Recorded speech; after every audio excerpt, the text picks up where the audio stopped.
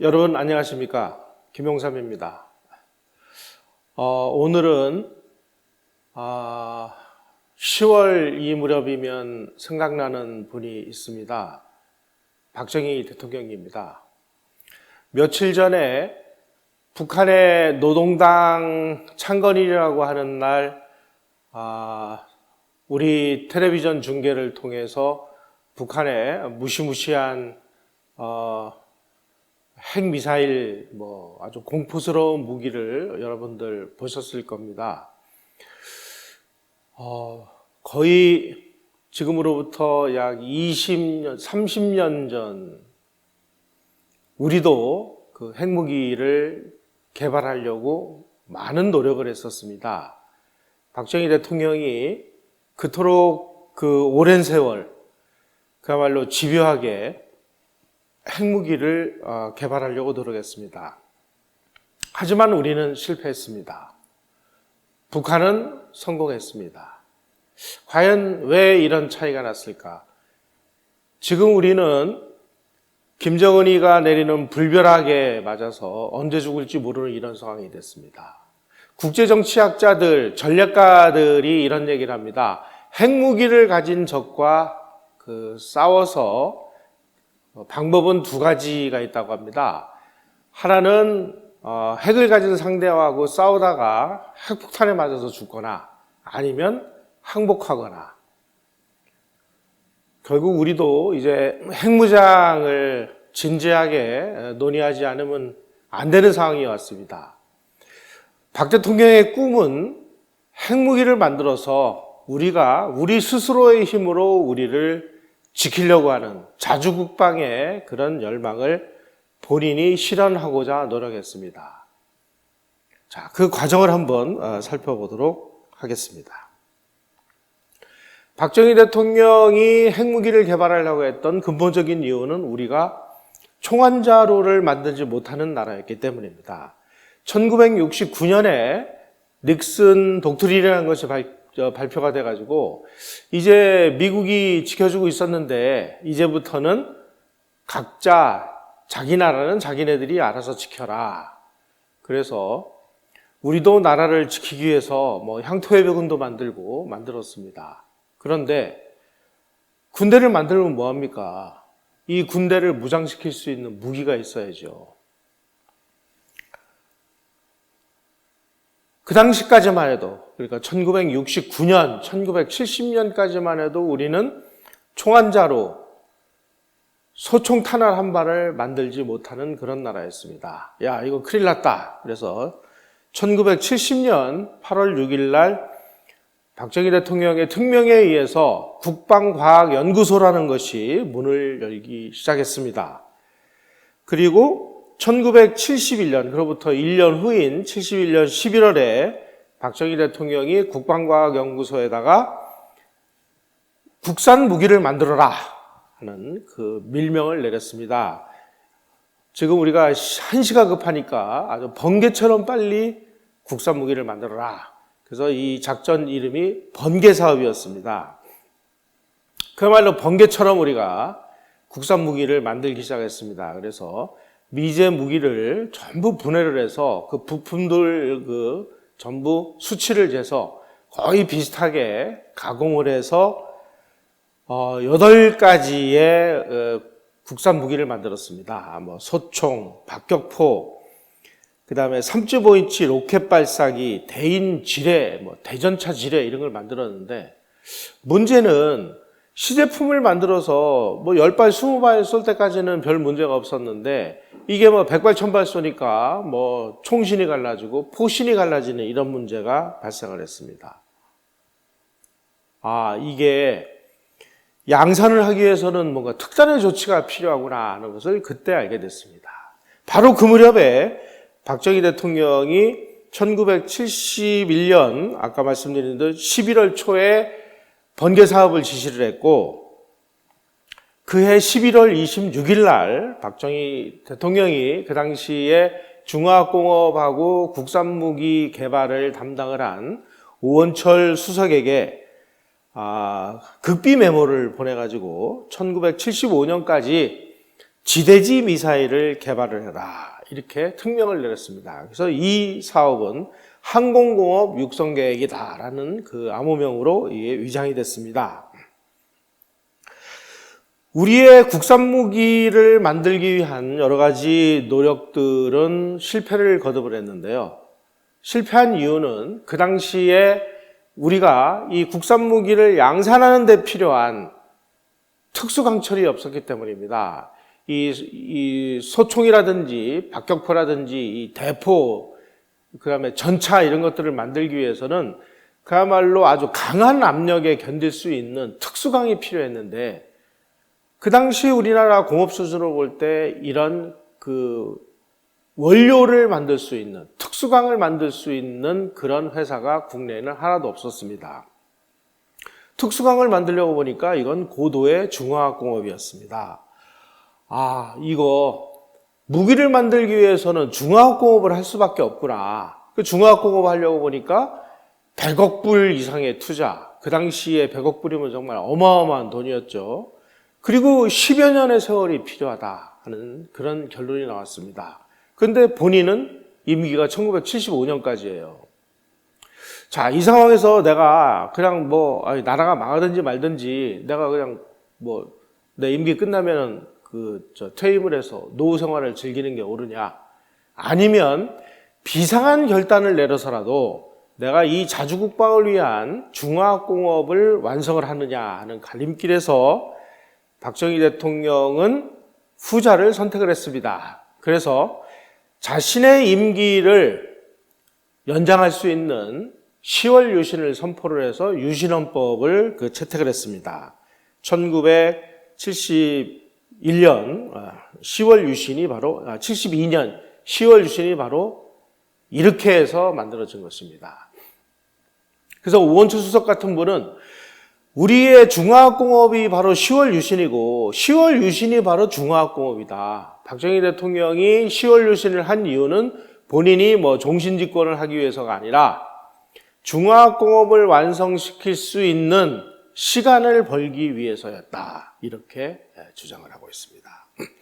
그리고 중화학공업이 완성되면 그동안에 경공업 위주로 우리가 수출 품목이 짜였던 것이 중화학공업 제품으로 전부 바뀌니까 수출도 그만큼 늘어날 것이다. 그래서 수출 목표도 1980년대 초에 우리나라의 그 정상적인 수출 목표는 50억 불이었습니다만은 50억 불 가지고는 안 되겠다. 그러니까 수출 목표를 1980년까지 100억 불로 잡아라. 그래서 이 중화학공업을 통해서 수출 100억 달러도 동시에 달성한다는 이런 목표가 완성이 됐습니다. 박정희 대통령이 수출 100억 달러에 그렇게 그 염원을 투사한 이유는 우리가 수출 100억 불 정도를 달성할 수 있는 경제체제가 됐을 때 북한의 국력을 완전히 압도할 수 있다. 사실 1970년대 초까지만 해도 북한이 남한보다 더 잘 살았습니다. 1961년 5.16이 일어났을 때 남북한의 그 1인당 소득은 우리가 82불이었을 때 북한은 320불, 8432, 4배가 되는 이런 상황이었습니다. 이 국력을 하루빨리 역전시키기 위해서는 우리가 수출액을 늘리는 것이 최선이다. 그러기 위해서는 우리 산업을 경공업 위주로 짜여져 있는 수출 구조를 중화학공업으로 바꾼다라는 원대한 목표 하에 중화학공업 건설이 시작된 것이었습니다. 박정희 대통령이 중화학공업화를 선언하고 아주 대대적인 제철, 그 다음에 조선, 비철금속 이런 거를 우리가 건설을 한 것은 제2차 세계대전 이후에 후진국에서 최첨단 중화학공업을 풀세트로 건설하는 최초의 대역사였습니다.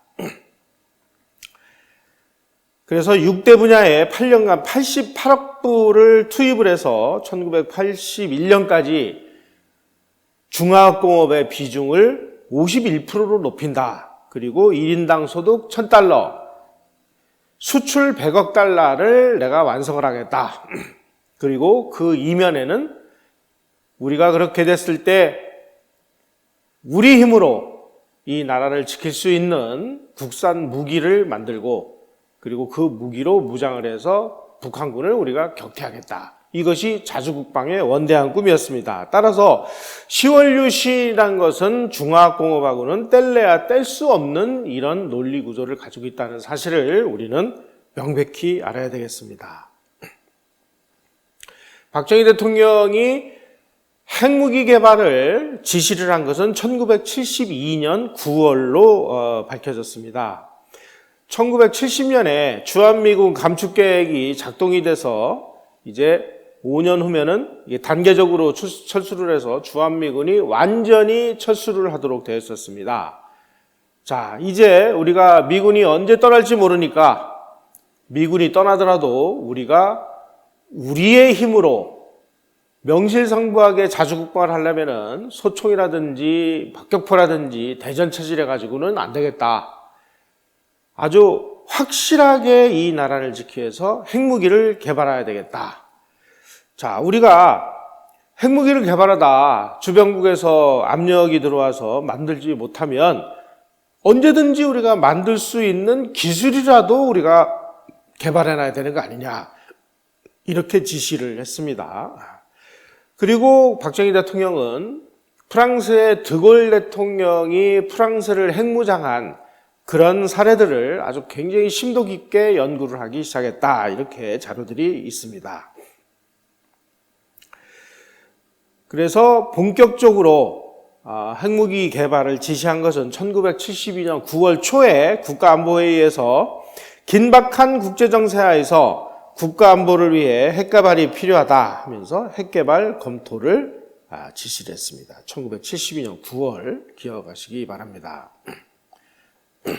그 무렵에 우리는 원자력 발전소를 건설하고 있었습니다. 그래서 1971년 3월 19일 날 고리 원자력 발전소 기공식이 있었고 이것이 이제 7년 정도의 공기가 걸려서 1978년 7월 20일 날 준공이 돼서 이제 원자력 발전이 시작되는 이런 상황이 준비되고 있었습니다. 그때 과기차 장관을 맡고 계셨던 최영석 장관이 박정희 대통령에게 우리가 원자력을 시작을 한 이상 이 원자력 관련된 모든 기술을 자립을 해야 되겠습니다. 그래서 원자력 발전 15년 계획이라는 것을 보고를 합니다. 원전 기술의 자립화를 위해서는 우라늄 농축을 통해서 핵연료, 우리가 이 핵연료 그러면 굉장히 좀 어려워들 하시는데 핵연료는 따지고 보면은 그 연탄화구에 들어가는 연탄이라고 생각을 하시면 됩니다. 우라늄으로 만든 연탄. 이 연탄의 제조에서부터 나중에 이 연탄을 다 떼면은 연탄재가 남지 않습니까? 이 재를 그냥 놔두면 계속 쌓여서 이게 그 독성 폐기물이기 때문에 그냥 놔두면 여러 가지 위험합니다. 이거를 재처리를 해서 다시 거기에서 원료를 뽑아내는 기술이 재처리 기술인데 이 사용이 끝난 이 연료를 재처리하는 기술까지를 확보를 해야 됩니다. 이렇게 보고를 했습니다. 자, 이 과정에서 이 핵무기를 가지고 있었던 강대국들은 이 재처리 기술을 전부 자기네들은 가지고 있으면서 다른 나라들이 핵무기를 만들지 못하도록 이 재처리 기술을 완전히 봉쇄를 하고 있었습니다. 이 봉쇄를 하기 위해서 만든 것이 NPT 체제라는 것입니다. 핵 확산 방지 조약이죠. 그런데 이 사용 후 핵연료, 그러니까 이 원자력 발전에 필요한 이 원료인 이 원료를 다 태우고 난 이 나머지 이거를 재처리하는 기술을 핸들링하는 정책이 미국하고 프랑스가 좀 달랐습니다. 미국은 재처리 공장은 무조건 안 되는 겁니다. 하지만 프랑스는 아니 쟤네들도 핵 확산 방지 체제에 들어와서 감시를 받으면 쟤네들이 무슨 다른 짓을 하겠느냐. 그래서 언제든지 국제원자력 기구하고 감시를 받는 계약을 맺은 나라들에게는 재처리 관련 기술을 수출할 수도 있는 거 아니냐, 이렇게 좀 유연한 그 사고방식을 가지고 있었습니다. 당연히 우리는 미국하고 처음에 협상을 했습니다마는 미국이 재처리 기술은 절대로 안 된다는 얘기를 듣고 프랑스하고 접촉을 해서 우라늄 농축시설, 그리고 사용이 끝난 해결료를 재처리하는 기술을 도입하기 위해서 협상을 했습니다. 그래서 프랑스가 우리 좋다. 그래서 프랑스하고 접촉을 해서 이제 우리도 본격적인 그 핵개발에 돌입을 했습니다. 1972년 9월 8일 날 오원철 수석이 박정희 대통령에게 보고한 것이 원자 핵연료 개발 계획이라는 보고서였습니다. 이 보고서에 의하면은 우리가 그 보유할 핵폭탄은, 원래 이 핵폭탄이 두 가지 종류가 있습니다. 플루토늄으로 만드는 플루토늄탄이 있고 우라늄으로 만드는 우라늄탄이 있습니다. 그런데 만드는 기술이라든지 그 다음에 비용이라든지 하는 게 플루토늄이 굉장히 쌉니다. 그래서 대부분의 나라들은 플루토늄탄을 먼저 만들고 여기서 이제 성공을 하면 우라늄탄으로 건너가는 이런 과정을 거치게 되는데, 우리도 플루토늄을 먼저 만들자. 그래서 이제 플루토늄탄을 만들기로 하고, 그리고 이 폭탄을 만들기 위해서 반드시 필요한 이 핵폭탄 원료, 이 원료를 우리 확보를 하는데, 이 확보는 어떻게 하느냐? 고리원자력발전소에서 그 전부 사용이 끝난 이 사용 후 해결료를 재처리해서 얻기로 했고, 그리고 그렇게 해서 우리가 재처리를 통해서 핵폭탄 원료를 확보하는 시기를 1980년대 초로 예상을 했습니다. 그리고 1973년에 국방과학연구소하고 원자력연구소가 아주 세부적인 핵폭탄 개발 계획서를 작성을 했습니다. 그래서 돈은 약 15억 달러에서 20억 달러, 소요기간은 빠르면 6년, 좀 늦으면 10년 정도가 걸리는 걸로 이렇게 돼 있고, 그리고 이 폭탄을 만들기 위해서 해외에 나가 있는 우리 한국 기술자들을 대대적으로 스카웃을 해오기 시작을 했습니다. 그래서 과학기술연구소, 원자력연구소 이런 데서 해외 유학을 마치고 아주 최우수 두뇌들 205명을 확보를 해서 한국으로 데려왔습니다. 그리고 프랑스하고 원자력 협정을 체결을 해서 우리 기술진들이 프랑스로 가서 거기에서 프랑스 기술진들하고 같이 핵폭탄 그 설계 이런 것들을 다 마쳤습니다. 1970년대 중반에 그 히로시마에 떨어졌던 그 원자폭탄이 20킬로톤급 이상의 핵폭탄을 우리가 설계를 다 마쳤습니다. 우리가 핵폭탄을 만들기 위한 설계를 마친 것은 북한보다 약 30년 정도가 앞섭니다. 그리고 우리가 그러니까 이 핵폭탄 원료를 확보하기 위해서 캐나다로부터 이 중수형 원자로를 도입하기 위해서 계약을 체결했습니다. 이 중수형 캐나다형 원자로는 이제 캔두 원자로라고 하는데, 캐나다 원자로는 이 사용 후 그 해결료를 쉽게 빼낼 수 있는 여러 가지 장점이 있습니다. 그래서 우리가 캐나다하고 이 중수로형 캔두형 원자로를 이제 도입하기로 해서 중수로 원자로 도입 계약을 맺었습니다. 그때 프랑스가 캐나다가 우리의 그 원자로를 사주면 우리가 시험용 원자로를 제공을 하겠다, 이렇게 제안을 해서 아주 굉장히 여러 가지 우월한 상황이 됐습니다. 중수로, 그러니까 캐나다형 원자로의 장점은 뭐냐면 언제든지 자기가 필요할 때 수시로 이 원자력 발전소의 가동을 중단시키고 타다 남은 원료들을 쉽게 빼낼 수 있습니다. 빼내가지고 재처리를 하면 핵폭탄을 만들 수 있는 원료를 얻을 수 있는 거죠. 자, 이렇게 해서 우리가 그 재처리 기술은 프랑스하고 그 다음에 핵연료를 얻을 수 있는 이런 원자로는 캐나다하고 그 도입 계약을 맺어가지고 잘 진행이 되고 있는 와중에 느닷없이 인도에서 핵폭탄을 개발하면서 아주 평지풍파가 일어났습니다. 이 사진에서 보시는 바와 같이 이게 그 당시 인도가 개발한 그 핵무기를 탑재한 그 미사일입니다.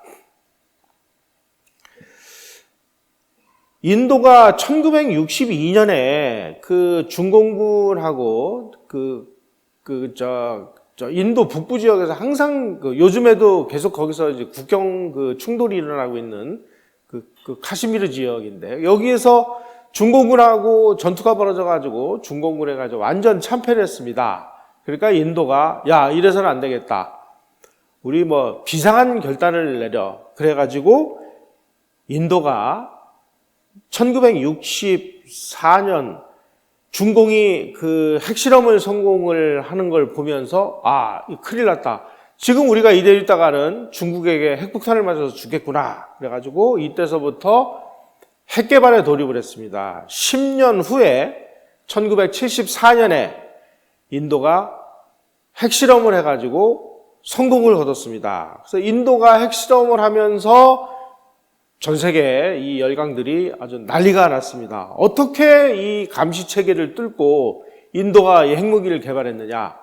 인도가 개발하니까 파키스탄도 우리도 그 폭탄 만들어야지 하고 파키스탄도 핵 개발에 돌입을 하고 이걸 그냥 놔뒀다가는 전 세계 모든 나라들이 다 핵을 가지면 이 지구가 멸망하겠구나 이런 생각이 드니까 이때서부터 핵을 개발할 가능성이 있는 나라들에 대해서 감시 체제를 대대적으로 강화를 하기 시작했습니다.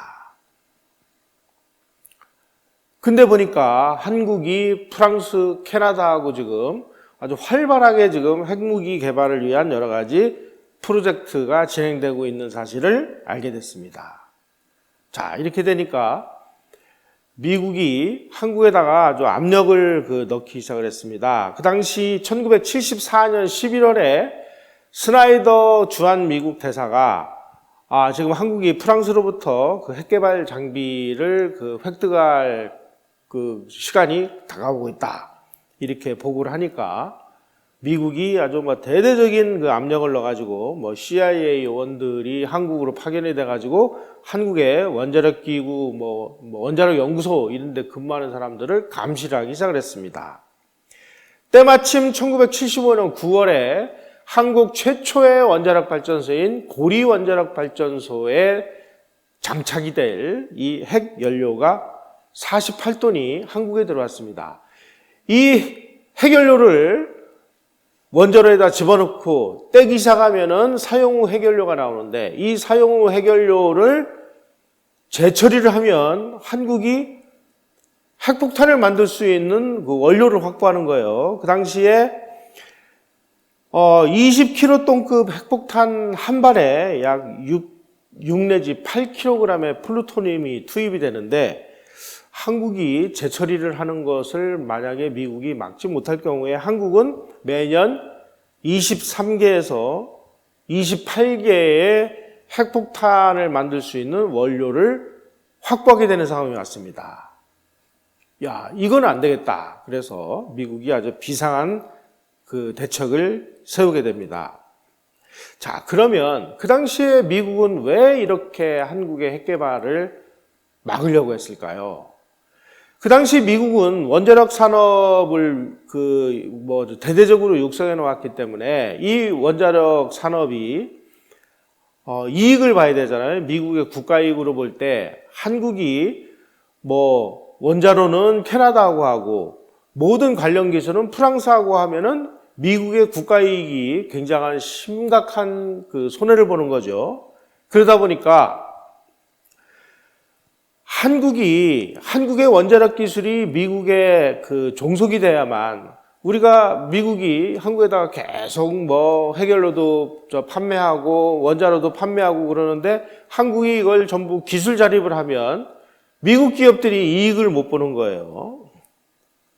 한국은 지금 핵 개발을 하려고 하는 이유는 지금 안보, 지금 나라가 망하게 생겼으니까 우리가 지금 나라를 스스로의 힘으로 지켜야 되겠다라는 차원에서 우리는 핵무기를 만들었던 거고, 미국은 원자력 산업이라는 상업적 이익의 확보를 위해서 한국이 더 이상 핵 관련 산업을 진전시키는 것을 막아야 되는 상황이 됐습니다. 다시 말씀드리면 미국의 상업적인 이익과 한국의 안보적 상황이 충돌하는 상황이 벌어진 것입니다. 1975년 8월 19일 날 스나이더 주한미국 대사가 그 당시 우리 과기처 장관인 최영섭 장관에게 재처리 시설 지금 프랑스로부터 들여오려고 하는데 이것을 취소하지 않으면 군사원조를 끊겠다, 이렇게 경고를 했습니다. 그리고 며칠 후에 슐레징거 미 국방장관이 한국에 와서 박정희 대통령에게 핵 개발을 하지 않겠다라는 각서를 요구를 했습니다. 미국 정부가 아주 전방위적으로 이렇게 압력을 넣고 있음에도 불구하고 75년 11월 13일 날 프랑스 외무성 사무실에서 한국 프랑스 원자력 협정에 대한 양해 각서를 사인하는 날인데, 사인하기로 결정이 된 그 시간 30분 전에 프랑스 정부로부터 한국에 지금 상황이 여의치 않아 가지고 오늘 협정 체결을 못 하겠다, 무기 연기다, 이렇게 통보를 했습니다. 그리고 해를 넘겨서 1월 26일 날 우리 정부가 프랑스에다가 핵연료 재처리 시설 도입 계약을 파기하겠다, 우리 정부가 통보를 했습니다. 나중에 알고 보니까 이게 다 미국의 아주 격렬한 압력과 방해 때문이었습니다. 카터 당시 미국 대통령이 프랑스의 지스카르 데르댕 대통령을 만나서 지금 프랑스가 한국에다가 재처리 공장을 팔려고 하는데 이거 팔면 평지풍파가 일어날 거요 라고 압력을 넣으니까 프랑스가 이 도입 계약을 중단을 시켰고, 그리고 한국 정부에다가 한국 정부가 포기하는 걸로 해주면 위약금을 받지 않겠다, 이렇게 얘기를 해서 한국이 핵무기 재처리 시설을 도입하지 않겠다라고 포기했습니다. 그리고 캐나다가 자기네들 원자로를 사주는 조건으로 시험용 원자로라고 하는 NRX라는 시험용 원자로가 있었는데 이 시험용 원자로도 도입을 못하게 됐습니다. 1976년 10월에 미 CIA 서울 주재 책임자로 근무하다가 귀국한 도널드 그레그라는 사람이죠. 이 사람이 나중에 한국 대사로 다시 오는데 이분이 미국으로 돌아가서 뭐라고 얘기했느냐, 박정희 정권이 현재와 같은 정치를 하면 쿠데타가 일어날 것이다, 이런 발언을 공개적으로 했습니다. 알고 보니까 이 발언을 한 그 시기와 박정희 정부가 핵무기를 개발을 하고 있는 거를 미국이 압력을 넣어서 포기하는 시기하고 거의 비슷했습니다. 다시 말씀드리면 그 당시에 미국 정부는 박정희 대통령에게 당신이 핵 개발을 계속하면 군사 쿠데타가 일어나서 실각할 거야 라고 경고를 한 것입니다. 만약에 박정희 대통령이 1975년 말에 핵 개발을 포기하지 않았으면은 아마 쿠데타가 일어나서 박정희 정권이 아마 끝장났을 가능성도 배제할 수가 없는 그런 상황이었습니다. 하지만 박정희는 여기서 끝난 사람이 아니었습니다. 박정희 대통령은 또다시 비밀리에 우리 관계자들에게 핵무기 개발을 지시합니다. 왜 지시를 했느냐? 지미 카터라는 사람이 민주당 대통령 후보가 돼서 한국에서 미군 핵무기를 완전히 철수하고 그리고 주한미군을 주한미군 지상군을 한국에서 모두 철수하겠다. 이렇게 공약을 했기 때문입니다.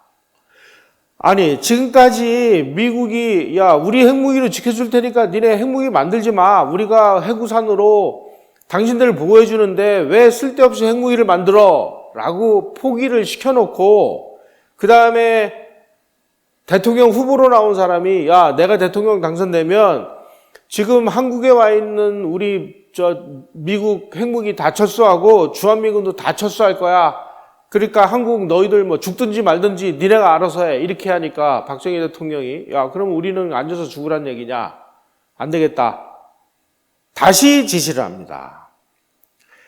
1976년 말이었습니다. 그러니까 우리가 1975년 말에 박정희 대통령이 핵 개발을 포기를 했고 그리고 1년 후인 76년 말에 박정희 대통령이 김정년 비서실장 그리고 오원철 수석을 비밀리에 불러서 원자력 산업을 종합적으로 본격적으로 추진하라 이렇게 지시를 합니다.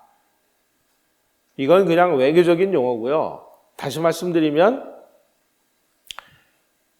지금부터 조용히 소문나지 않게 어느 누구도 알아채지 못하게 핵 개발을 진행을 해라고 명령을 내린 것입니다. 자, 그러면은 그 당시에 박정희 대통령이 왜 이런 결단을 내렸을까요?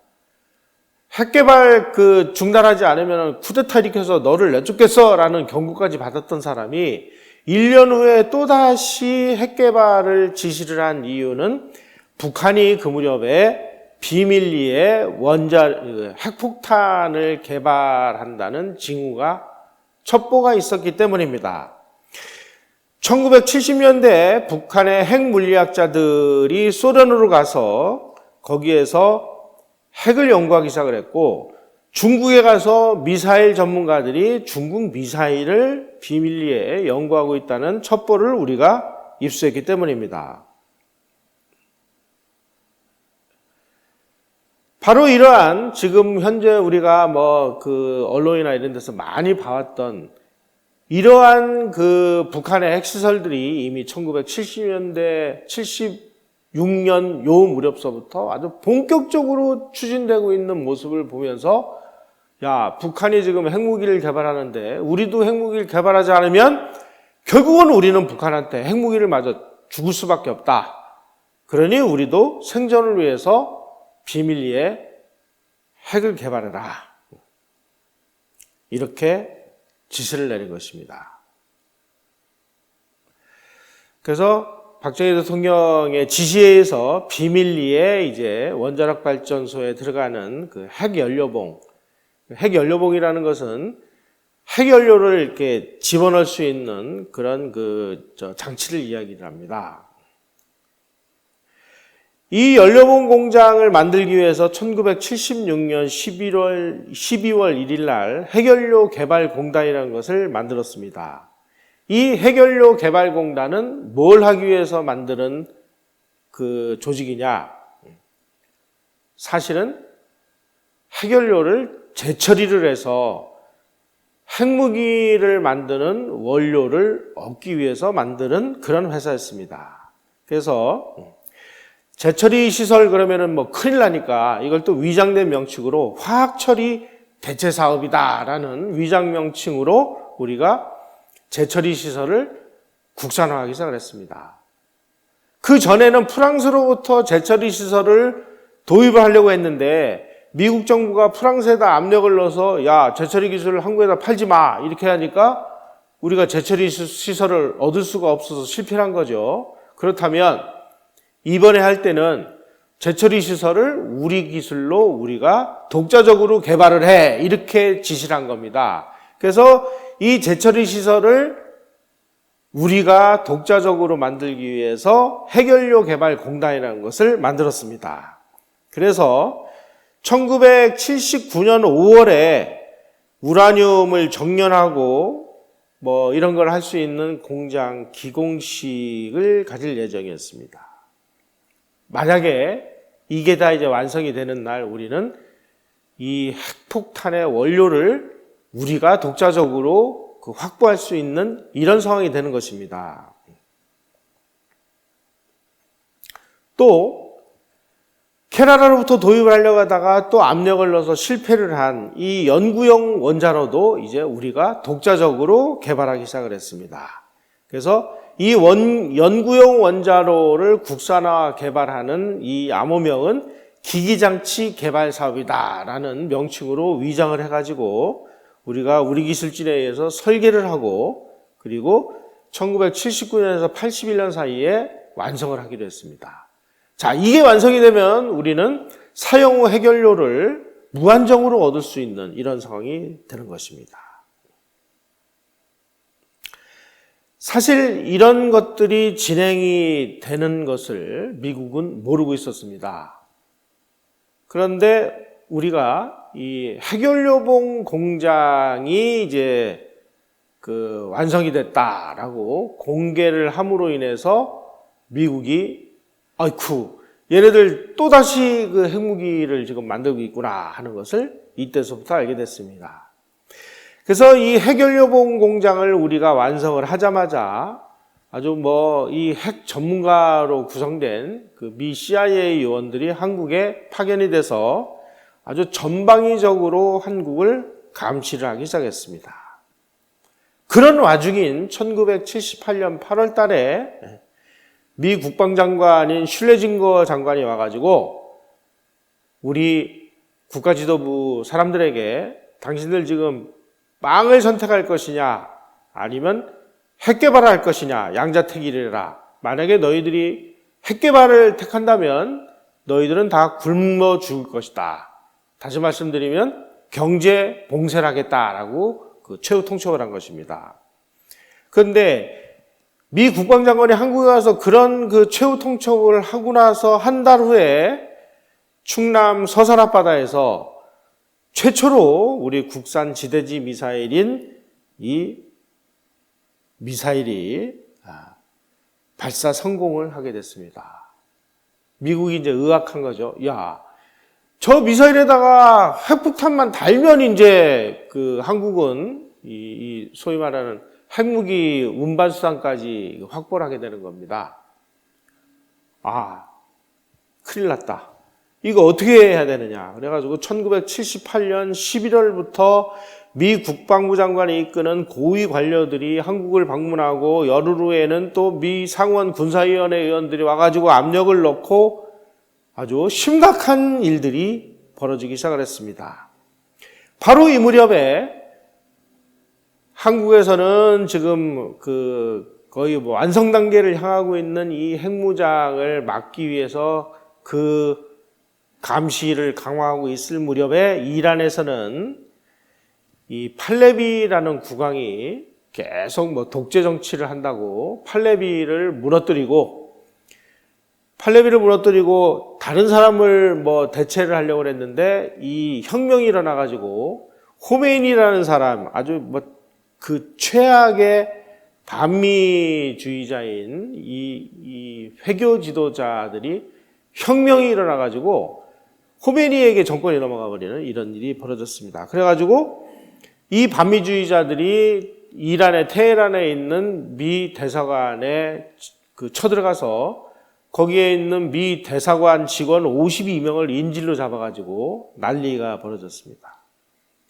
자, 팔레비가 이렇게 미국에 의해서 실각을 한 다음에 국제사회에서는 다음 차례는 한국이 될 것이다 라는 소문이 파다하게 나돌았습니다.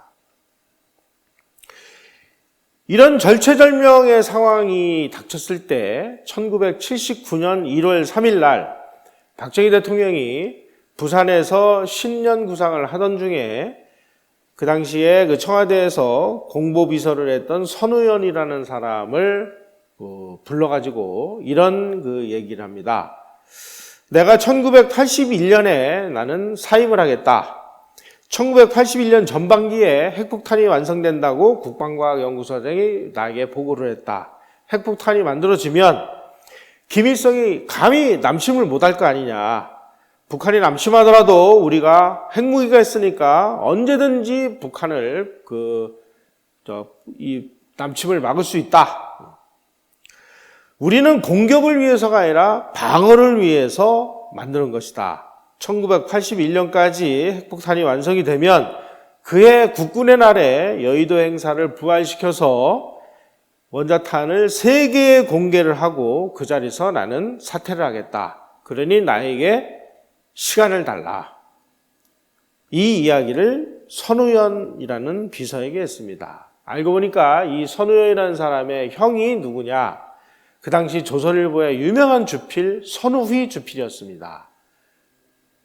그 당시 모든 사람들이 박정희 정권은 이제 물러나야 된다라고 계속 여러 가지 여론들이 만들어지고 있는데 내가 지금 하고 있는 일이 이거다. 나에게 내가 핵무기를 완성할 수 있는 시간만 다오. 핵무기가 완성되는 날 나는 이 핵무기를 공개를 하고 그리고 나는 퇴임을 하겠다라고 얘기를 했습니다. 1979년에 농축과 재처리 부분을 제외한 전 부분에서 우리가 기술 자립에 성공을 했습니다. 그리고 그해 박정희 대통령이 1979년 10월 26일 날 서거를 하셨는데 그해 바로 그 달에 재처리 설비를 설계를 하는 것이 완성이 됐습니다. 이제 우리가 이 설계에서 공장만 지면은 우리가 핵폭탄 원료를 대량으로 확보할 수 있는 이런 상황까지 왔습니다. 미국은 하여간 비상한 수단을 써서라도 박정희의 핵개발을 막아야 될 급박한 상황이었습니다. 바로 이 절체절명의 상황에서 1979년 9월 10일 날 김영삼 당시 신민당 총재가 느닷없이 박정희 정권 타도를 선언을 합니다. 이날 이 김영삼 총재가 뭐라고 발언을 했느냐? 군은 특정 정권을 위해서 존재하는 것이 아니다. 군은 본래의 임무에 충실해야 된다. 국민들이 총 걸기하여 항쟁하지 못하면 우리 모두 역사의 죄인이 될 것이다. 박정희를 쫓아내야 된다. 이렇게 선언을 한 것입니다. 그리고 6일 후인 9월 16일 날 김영삼 신민당 총재가 뉴욕타임스하고 인터뷰를 해서 카터 미 행정부는 소수 독재를 펴고 있는 박정희 대통령에 대한 지지를 이제는 끝내야 된다라고 요구를 했습니다. 그 당시에 여당 의원들이 이 발언을 문제 삼아가지고 10월 4일 날 김영삼 의원을 제명을 하니까 미국 정부가 항의 차원에서 주한 미 대사를 본국으로 소환을 합니다. 대사를 소환한다는 것은 야, 너희들 이제 우리하고는 이제 이 합리적이고 이성적인 대화를 안 하겠어라고 선언하는 거나 마찬가지입니다. 그리고 며칠 후에는 카터 대통령이 직접 나서서 김영삼 같은 애국자를 이렇게 제명을 하는 이 한국은 민주주의가 이거는 이제 끝장났다. 이런 식으로 발언을 했습니다.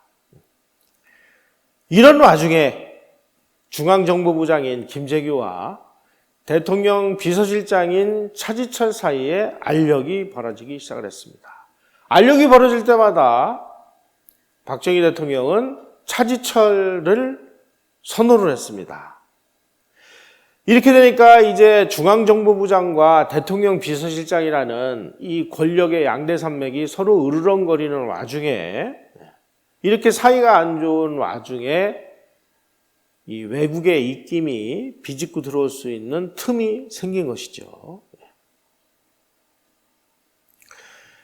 1979년 10월 26일 날 그날 저녁에 박정희 대통령이 시해가 됐습니다. 그 시해당하기 몇 시간 전인 점심때 주한미 대사가 제명당한 김영삼 신민당 총재를 대사관저로 초청을 해서 같이 점심 식사를 했습니다. 그리고 몇 시간 후인 저녁에 박정희 대통령이 궁정동에서 김재규 대통령의 총탄에 맞아가지고 시해됐습니다. 좀 이상하죠? 왜 점심때 김영삼과 식사를 하고 그날 저녁에 박정희 대통령이 시해됐을까요? 그리고 박정희 대통령이 시해된 이후에 미국 정부는 미국이 11.6 사태에 개입하지 않았다고 홍보를 하는데 비상한 노력을 기울였습니다. 서울의 미국 대사관 직원들을 주요 신문사로 다 보내가지고 이번 사건에 우리 CIA가 전혀 개입이 되지 않았다. 언제 누가 개입이 됐대요? 괜히 재발이 저렸는지 뭔지 이렇게 했습니다.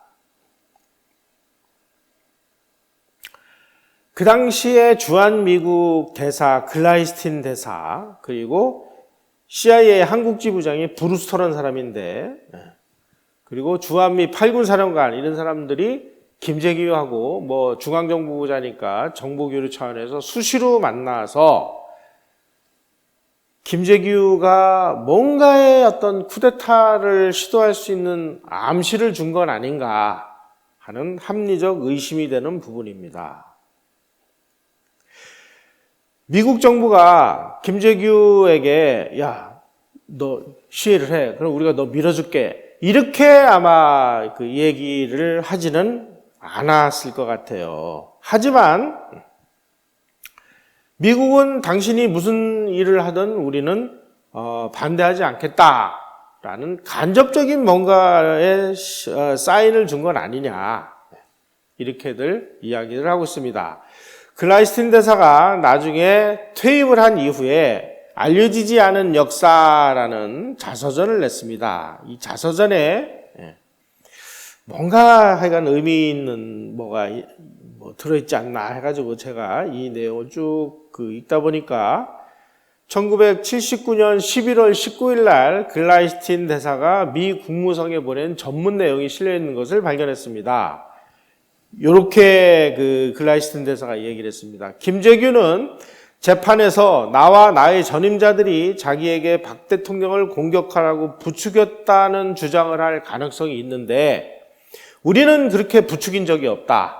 하지만 우리가 박 대통령의 행동을 공개 비판한 것 때문에 김재규는 그 비판을 오해를 해서 미국이 지금 박정희를 버리려고 하는구나. 박정희의 최후가 다가오고 있구나 라고 생각을 했든지 박정희가 사라지는 것에 대해서 미국이 좋아하지 않을 이유가 없다든지 하는 식으로 생각했을 가능성은 있다. 이렇게 자기가 이 책에다 썼습니다. 또 이분이 퇴임한 이후에 기고를 한 내용을 보면 미국의 총체적인 행동과 발언이 박정희의 몰락에 알지 못하는 사이에 막대한 영향을 끼쳤는지에 대해서 자문해 봐야 된다. 이런 걸로 봐서 뭔가 이 김재규가 박정희 대통령을 시해하는 데 있어서 미국이 뭔가 무슨 총체적인 행동과 발언이 뭐가 있었던 건 아닌가 유추가 되는 부분입니다. 그리고 그 후에 전두환이 12.12.5.17을 통해 가지고 정권을 잡는 것을 카터 행정부는 묵인을 했고 묵인한 것뿐만이 아니라 승인을 했다 하는 사실이 밝혀졌습니다. 그리고 전두환에게 우리가 당신의 쿠데타를 지지하고 그리고 우리가 당신을 승인할 테니까 우리가 원하는 걸 당신이 알아서 해결하라. 우리가 원하는 게 뭐냐? 핵개발 관련 기술을 초토화시키는 것이었습니다. 그래서 레이건 대통령이 전두환의 집권을 승인하는 조건으로 대덕연구단지와 국방과학연구소에 있는 핵개발 전문가들 그리고 미사일 전문가들을 전부 해고를 했습니다. 그래서 1980년 8월에 우리 지대지 미사일인 백곰 개발의 주역이었던 과학연구소장 신문택 소장, 연구 책임자인 이경서, 김인구 이런 30명을 해고를 했습니다. 그리고 핵연료 개발공단을 원자력 연구소하고 통합을 해서 핵연료 연구를 금지시켰습니다. 그리고 1982년에 신군부가 보낸 김성진이라는 사람을 보내서 국방과학연구소 연구원 2,400명 중에 800명을 쫓아냈습니다. 다 우리 자주국방을 위한 미사일과 핵무기 개발에 관련됐었던 사람들입니다. 그로부터 10년 후에 노태우 대통령은 한반도 비핵화 선언이라는 것을 해서 대한민국은 핵연료 재처리 시설 및 핵 농축 시설을 보유하지 않겠다라고 선언을 했습니다. 2006년 12월에 북한은 핵실험에 성공을 해서 우리는 핵을 보유했노라라고 선언을 했고, 그리고 수소폭탄을 보유한 흔적마저 보이고 있습니다. 박정희 대통령이 1976년 5월 1일, 1976년 5월 1일이면 바로 미국의 압력으로 박정희 대통령이 핵 개발을 포기했던 그 시점입니다. 그해 5월 1일 날 내 생명 조국을 위해라는 휘호를 썼습니다. 바로 이 휘호를 쓴 5개월 후에 박정희 대통령이 또다시 극비리에 우리 다시 핵 개발을 다시 하라라고 지시를 내렸습니다. 아마 그의 지시는 자신의 생명을 담보로 한 것이 아니었을까, 이런 생각이 듭니다. 바로 이 사진이 며칠 전에 북한이 노동당 창건일 날 미국을 타격할 수 있는 어쩌고 하면서 개발했노라라고 공언을 한 아주 괴물과 같은 대륙간 탄도탄입니다. 바로 이 앞부분에다가 핵무기를 탑재하면은 미국을 공격할 수 있는 능력을 가지고 있노라, 이렇게 주장을 하고 있습니다. 박정희의 핵개발은 그토록 집요하게 막았던 미국이 북한의 핵개발은 왜 이렇게 너그러운 것일까요? 만약에 우리의 동맹이고 우방인 한국의 생존을 위해서 우리에게 압력을 넣었던 것만큼 북한에게 압력과 이런 걸 했다면은 북한이 과연 이런 핵무기를 보유를 해서 미국이 공격을 당할 수 있는 이런 위험한 상황이 만들어졌을까요? 도대체 미국은 왜 박정희에게는 그렇게 가혹하고 북한에게는 이렇게 너그러웠는지, 이제는 미국이 우리에게 답을 해야 될 차례가 왔습니다. 그래서 저는 이게 미국의 자업자득이라고 생각을 합니다.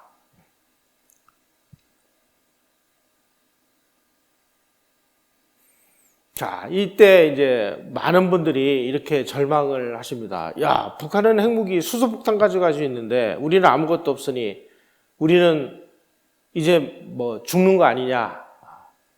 이렇게 공포감을 가진 분들에게 제가 이 원자력 전문가분들을 만나서 여쭤봤습니다. 아니, 지금 북한은 저렇게 수소폭탄까지 가지고 있다고 그러는데 우리는 원자력 발전소 외에 뭐가 있습니까? 우리 어떻게 해야 됩니까? 이렇게 여쭸더니 원자력 전문가들이 하시는 말씀이 이렇게 말씀을 하십니다.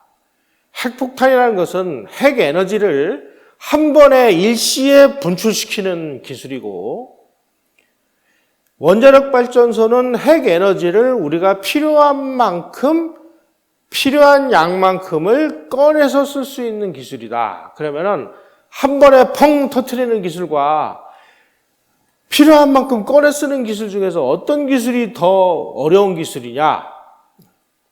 필요한 만큼 꺼내 쓰는 기술이 더 어려운 기술이랍니다. 더 고급 기술이랍니다.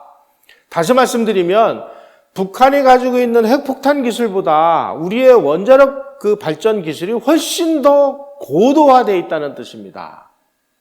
자, 그렇다면 지금 문재인 정부가 원전 사업을 지금 폐쇄하기 위해서 혈안이 되어 있는 이유는 뭔지 이제 우리는 정말 심각하고 냉정한 눈으로 바라볼 때가 됐습니다. 만약에 우리가 이 원자력 발전 사업마저 지금 이대로 가가지고 기반이 붕괴되면 대한민국은 진짜로 망합니다. 이제